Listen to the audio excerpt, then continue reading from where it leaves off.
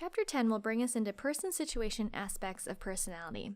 The idea that personality and situation interact to affect behavior is not a new concept at this point.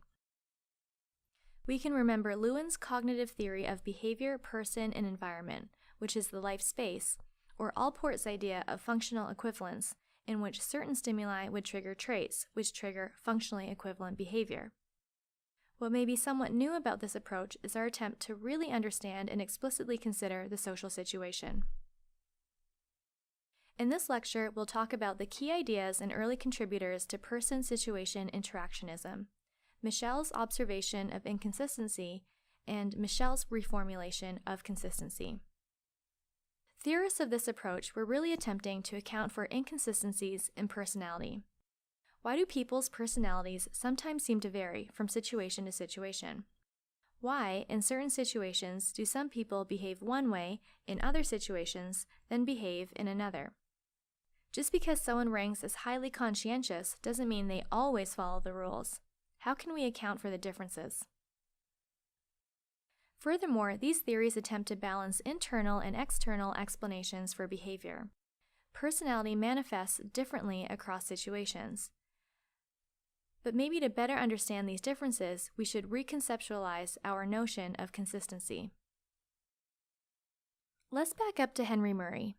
He emphasized studying the richness of the life of each person, which caused him to prefer the term personology as opposed to personality. Even today, psychologists working in the Murray tradition call themselves personologists. Murray explained that he observed that the most powerful predictor of behavior are environmental factors combining with internal needs. That, Murray argued, is what motivates behavior. Furthermore, Murray postulated that we all have personological systems. He used this term for his theory of personality to describe the dynamic system of internal and environmental influences.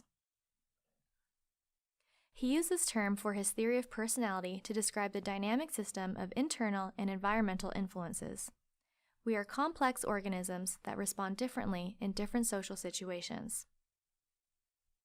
Murray said that a person's personology was composed of several factors.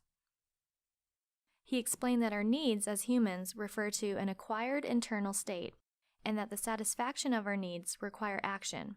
Our need for affiliation, intimacy, or nurturance, for example.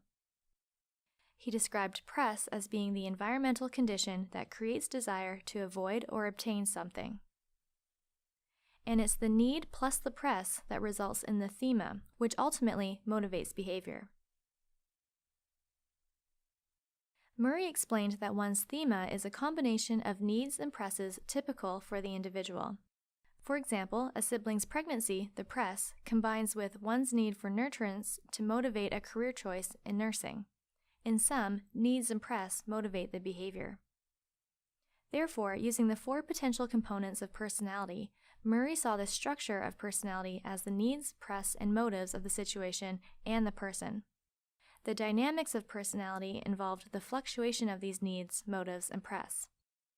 Murray thought personality developed through genetic maturation and experiences over time. Finally, he thought personality change occurs through an ongoing process of learning. Now let's move on to Henry Sullivan. Sullivan was originally trained as a psychoanalyst and followed in the neo-analytic tradition, but paid explicit attention to the social situation. He thus also came to be known as an interactionist-influenced psychologist. He placed a huge amount of importance on the social situation as a key component of personality. Interpersonal interactions were extremely interesting to Sullivan.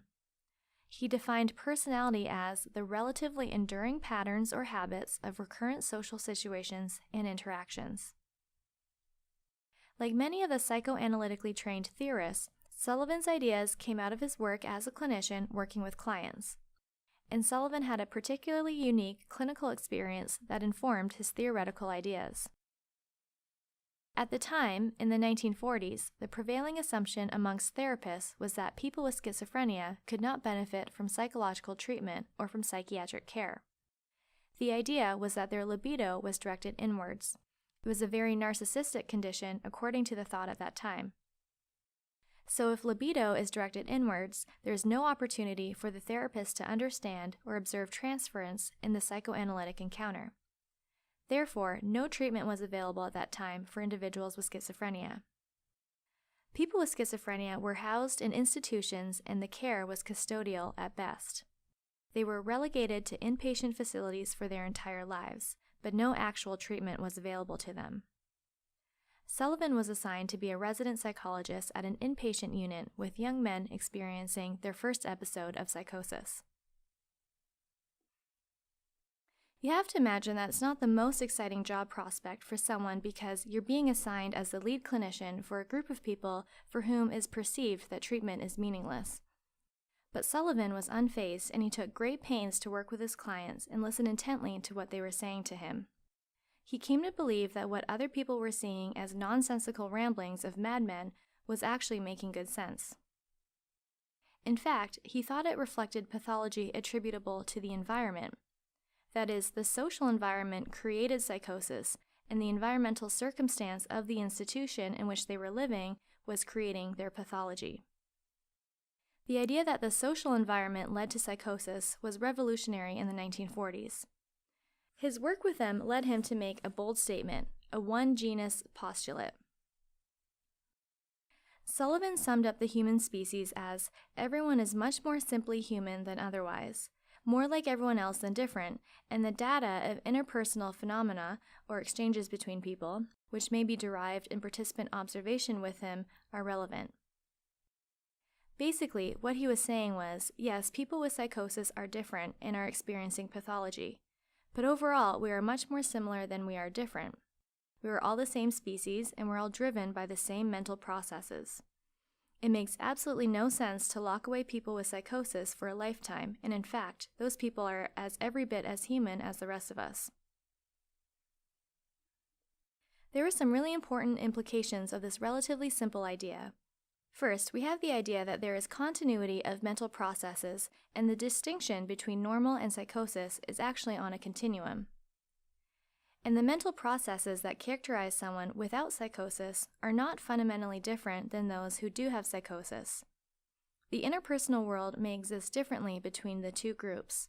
The symptoms of people with schizophrenia can be understood as a function of the interpersonal environment. In other words, much of the bizarre behavior of those with psychosis actually makes sense in the interpersonal context. The other important implication is the notion of the participant observer. Everything we know about another person comes about through interaction with them. So a therapist, for example, in working with a patient is never truly objective because the presence of the therapist acts on the behavior of the client. The therapist is an observer on one hand, trying to understand the behavior of the client, while at the same time interacting with the client and thus having influence in changing the behavior of the client. We are never purely observers of other people. We are always participants at the same time in the exchange. If you believe the one-genus postulate and assume that everyone is much more the same than they are different, then you can't justify locking someone up in an institution for a lifetime. It's inhumane. And so Sullivan, oddly enough, in the 1940s as a neo-analyst, was really the first to make the case for deinstitutionalization, which would not happen until decades later.